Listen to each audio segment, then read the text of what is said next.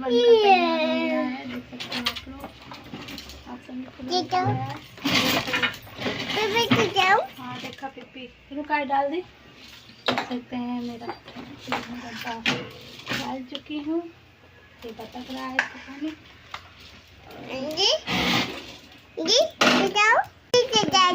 तैयार होने वाला है मेरा, आप लोग देख सकते हैं।